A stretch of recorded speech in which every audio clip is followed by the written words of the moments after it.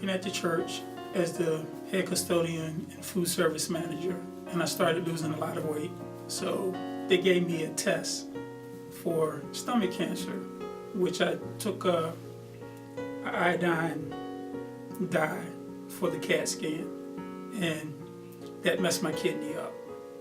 Subsequent to that, I found out I had scleroderma. So between the two, that's how my kidney got messed up, between having scleroderma and the iodine dye.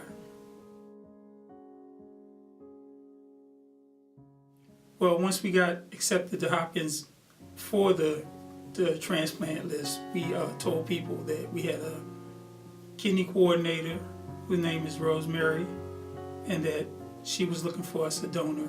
So we told our class, our Sunday school class, which is Crossroads, and they just put it out on the internet. My wife Lisa did a women's Bible study, I guess 4 years ago. Well, now that she does a women's Bible study here, she does precepts, but she also did the women's retreat, where she spoke at a women's retreat. Yeah, so I met Lisa at a women's retreat and she spoke, and at that time in my life I was really spiritually on the fence, and Lisa helped get my life back on track, and of course that was through the Holy Spirit as well. And back in September of this past year we joined the Crossroads fellowship group, and that's when we learned about how Ed was sick. And in October, that's when I decided to ask my husband if it would be okay for me to donate. And we prayed about it from October through April.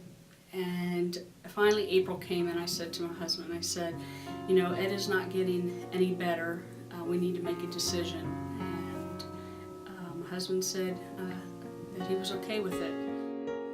Yeah, I've had a lot of peace about the surgery. Yeah, I'm excited. I probably won't get nervous till tomorrow. You know, I'm just excited today.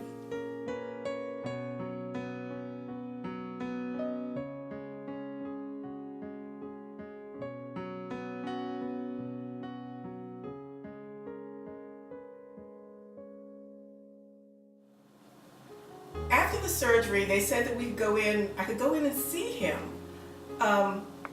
in a couple of hours, but it turned out to be more like 4 hours after surgery, and so I knew something was kind of up. So we went in. When they finally let me in, they had all these machines hooked up, like CAT scan and x-rays that they kept trying to do. And we stayed there for another 4 hours. Anyway, what happened was they connected him incorrectly. They just said my heart level was up. They thought I was having a heart attack.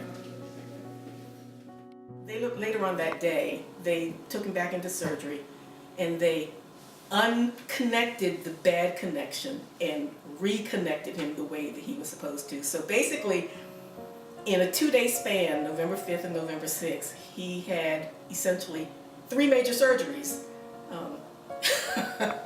The first surgery was the actual transplant, and then the next day the 2 surgery, which was to unconnect him and then reconnect him. But all is well now. He's doing great.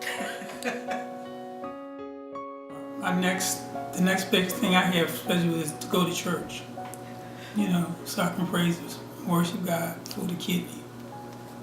You know, see everybody that's been praying for me, let them know we did make it through.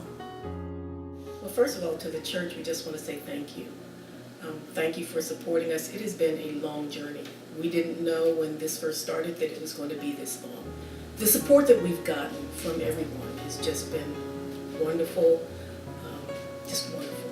That's it. Never stop believing, even when times get tough and things get harder. Always believe that God will take care of you and God will heal you. I guess faith is what keeps me going, and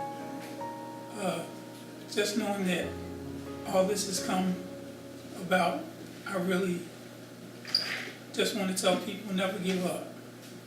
You know, just always have faith.